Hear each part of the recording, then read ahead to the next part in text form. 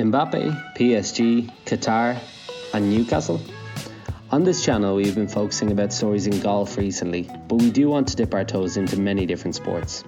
With the rumours that Kylian Mbappe may want to leave PSG, we started thinking about football and what that would do to PSG, what it would do to Qatar football who own PSG, what will be said at the 2022 World Cup in Qatar, and ultimately Mbappe's next club. It's a big question, and one we'll try to tackle a small bit here. If you enjoy this kind of sports content, please like the video and subscribe to the channel. It will mean so much to us. Thanks and enjoy the video. The backstory. In 2006, Qatar Sports Investment bought part of PSG. They had been acquiring more and more shares up until 2012 when they bought all remaining shares. Since then, the Qatar Investment Company has fully run the football club. They have put more than $1 billion into the club and have bought some of the best footballers in the world. They have been running away with the French League One in recent years, but have not been able to win the Champions League, despite signing Neymar, Messi and Mbappe, along with other ex-Barcelona and Real Madrid stars.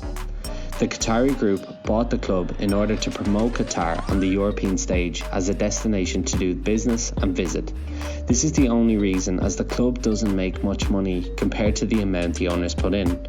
Running football clubs is a very difficult business actually, and owners don't make a crazy amount of money.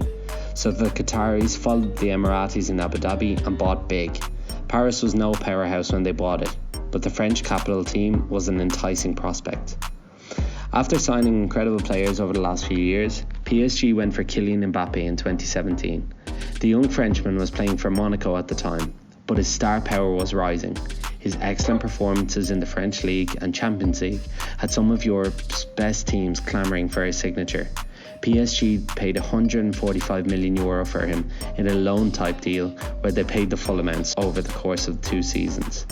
He was the second most expensive player at that time, just behind his new teammate, Brazilian Neymar da Silva Jr. This was a cold move by the Qataris in PSG. The summer of 2017 seen them by one of the best at the time and a potential future great. They had shored up their future and could really focus on domestic and European titles. The powerhouse that was Parisian football was also a symbol of Qatari wealth and in a way the 2022 Qatar World Cup. Fast forward to 2021 and PSG signed Lionel Messi from Barcelona. They have almost attempted to become the Barcelona of the 2009-15 seasons, but more on that in another video. PSG has come very close to winning the Champions League on 2 occasions, but they have not been able to. The World Cup in Qatar is also coming under huge scrutiny due to migrant worker human rights, the ability of the country to produce a tournament like a World Cup, corrupt officials, wrecking football season calendars in Europe, and of course, sports washing. The Russian World Cup 2018 being an interesting comparison right now. Mbappe is not happy though. He attempts to leave PSG in the summer of 2021 and 2022. He doesn't seem to get on very well with Neymar in particular, and he's not happy that Messi has taken his spotlight. He has performed very well at times and shown his potential, but is still missing that Champions League medal. He wants to go to Real Madrid in 2022 and is incredibly close to signing, until the Qataris offer him $4 million a month and a say in how the club is actually run. Mbappe will have the power to ask for transfer targets, move players on, and in essence becomes more important than any player. The most lucrative financial football contract ever and a say in how PSG is run over the next 4 years. He signs this contract in 2022. All seems well in the French capital again. Messi, Mbappe and Neymar are scoring goals, a new manager is signed, and they set their sights on the Champions League again, with the Qatar World Cup in December a background. However, all of this bliss only lasted about 2 months. In October, it came out that Mbappe was unhappy at PSG, even after signing this contract, and wants a move in January. He doesn't like Neymar, he doesn't get to take penalties, his points of view aren't taken into account, and he's just not a happy camper. The transfer leaks and unhappiness are denied of course, but let's take a look at them, just in case they are true. What would it mean?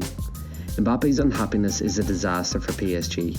If he used to ask for a transfer, PSG would be in such trouble. The Qataris want PSG winning and succeeding, this season especially. They almost treat PSG as a second national team.